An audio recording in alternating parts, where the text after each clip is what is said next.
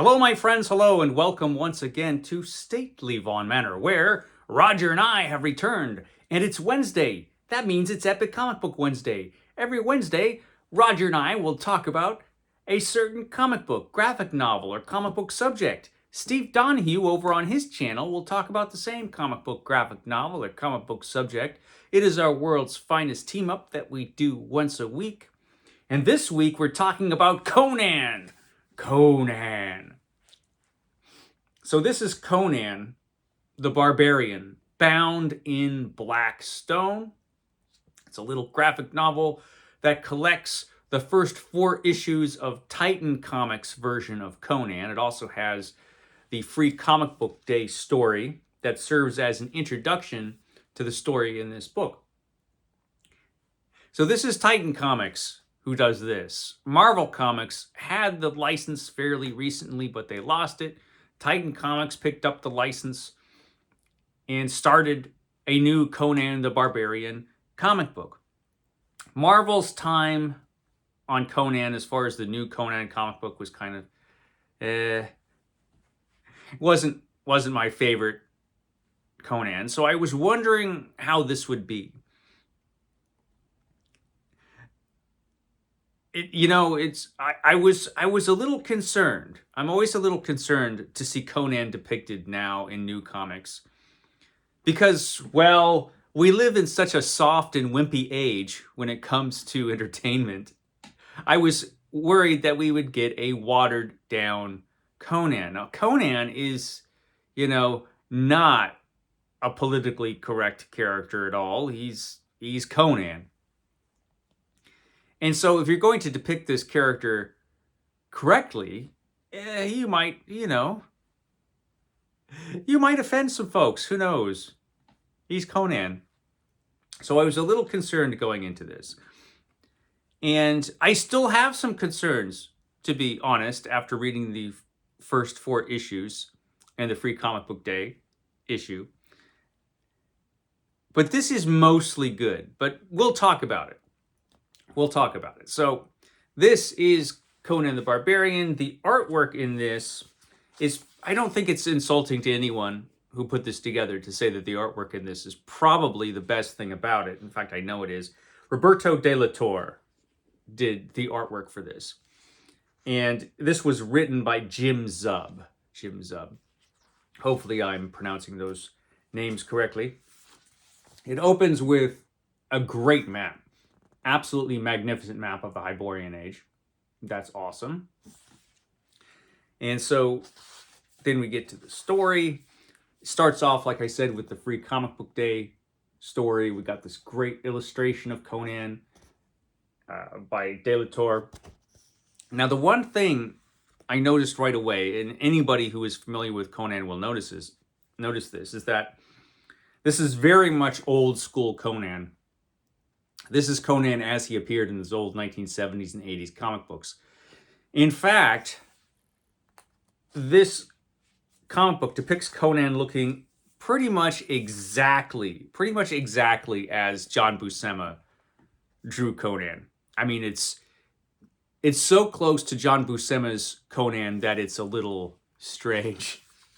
It could be a little off-putting a little bit. He just looks so much like John Buscema's Conan. But if you get past that, the artwork in this is fantastic. And it's fantastic all the way through. Here we have Conan beating up his mercenary captain. So this actually, the book starts out when Conan is about 15 years old. He's a really big 15-year-old, but he was Conan. And this is the Battle of Venarium. A bunch of Cimmerians are attacking a fort that was put up by the Aquilonians. The Aquilonians had moved into Cimmeria. And a bunch of Cimmerian tribes get together and drive out the Aquilonians. And this is Conan's first real battle. And it's depicted quite wonderfully, full of glorious violence, as one would expect in Conan. And so when you read this, you're like, okay, we seem to be getting a good start with Conan. And this is important to the plot. Conan at Venarium finds this Pictish sword he finds this Pictish sword. He doesn't know at the time that it's a Pictish sword, but he says, this is a cool sword. I'm going to pick this up and carry it around with me. And at the end of this story, he decides to go out and see the wide world. He wants to go see the rest of the Hyborian Age. And we get a glimpse of his future adventures, which you can recognize. We've got the Robert E. Howard stories, God in the Bowl and Tower of the Elephant. There's Belit there. And yeah, so it's just, the artwork in this is fantastic. So we have a great start. And I think probably the beginning is probably the best thing about the story. It's just that it has a great introduction. But then we move right into the story. Conan, at this point, it's 8 years later. It's 8 years later. And Conan is now with a group of mercenaries. The mercenary captain is a real ass, apparently, so Conan kicks his ass. Conan doesn't kill him. He just beats the hell out of him. And unusually, you know, at this point, they're like, oh, I guess we've got a new leader. And Conan's like, no, I don't want the job. I don't want to be your leader. That's unusual because this is kind of Conan's thing. You know, he would take out whoever was leading the group and he would lead the group. But not here. Here Conan decides, no, I don't want to do that. And then he has memories of the battle. We get another glorious image from De la Torre. And then the main story happens because Brissa, a Pictish warrior woman, rides into town and talks about a massive army of zombies. It's zombies. So basically, a lot of this is Conan versus the zombies. So I'm going to stop here for a couple things. First of all, you remember that Pictish sword that Conan found at Venarium? Here's the first thing that bothered me about this story. There are a couple things that bothered me.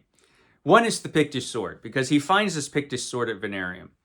And so 8 years later, Conan still has this sword. Conan is supposed to have carried this sword around, apparently, for 8 years. Now, anyone who knows anything about Conan's career knows he was not carrying this sword around for 8 years. I mean, right after he left Venarium, pretty much, he got captured by the Hyperboreans. You know, I'm sure they weren't like, hey, you know, Conan, we're going to put you in chains, but don't worry, we're going to hold on to this Pictish sword for you. We'll just hold on to this. You know, when you need it, when you escape, just come back. We'll give it right back. It's fine. You know, and he had a ton of adventures after that where, you know, he barely escaped with his life, let alone his Pictish sword. We know exactly what he was carrying in many of those stories because Robert E. Howard wrote them and told us what he had.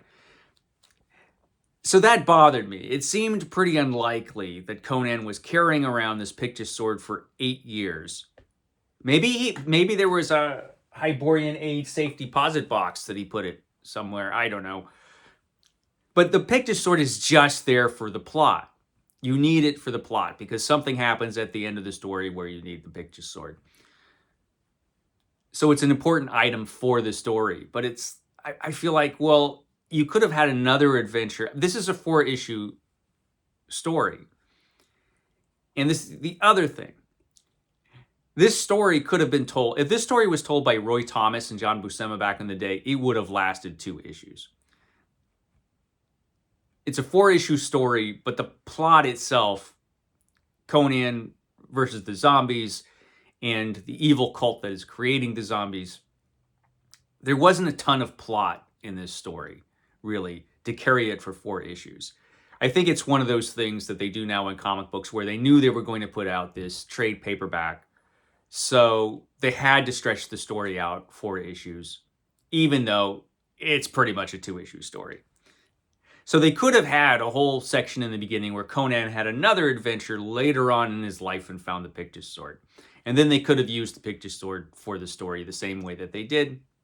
Oh well. That's a couple things. Now the other concern I have is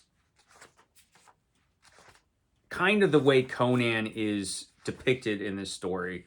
Some of the dialogue, some of the things Conan says are just not things that Conan would say.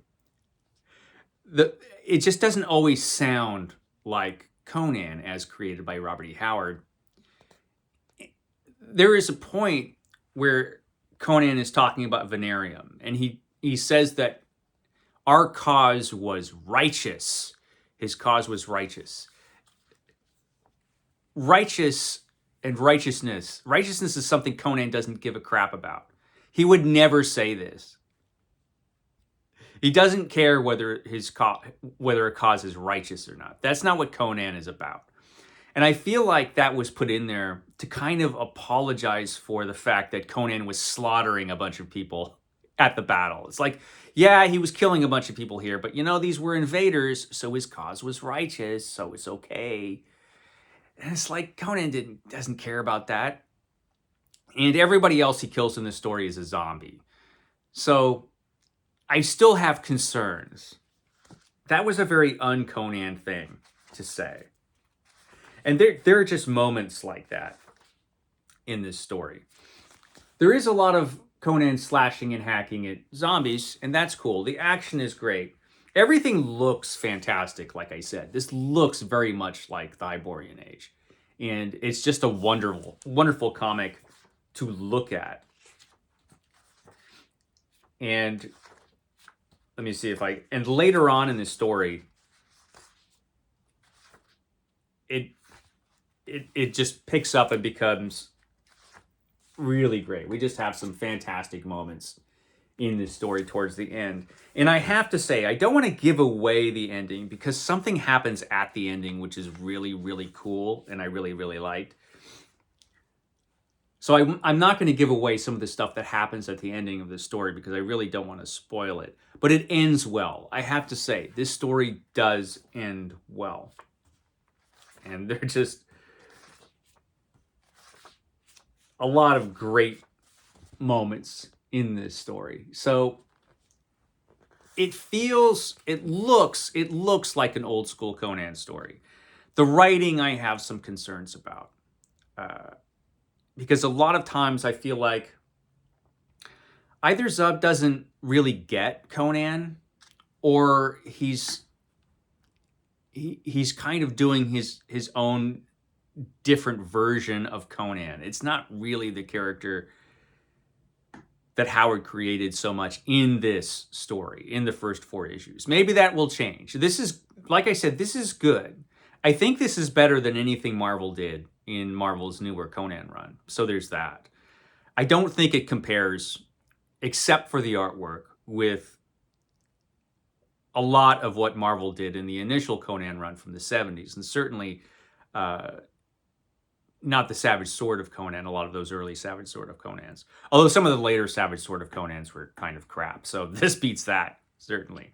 So it's good. I'm hoping that as the series continues, we get closer to Conan being Conan. If we could just stick a little closer to the character as he was created by Robert E. Howard. Again, I had no real complaints about the artwork at all because it was great, except for the fact that it's just it looks so much like John Buscema's Conan.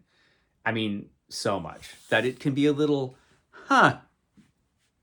off-putting, but it's mostly good. This story is mostly good. I don't think it has quite the fantastic start that the Dark Horse version of Conan did, but still, well worth reading, and it makes me interested in what they do in the future. And I guess that's all I have to say about it. Okay, I'll shut up now. I will catch you next time.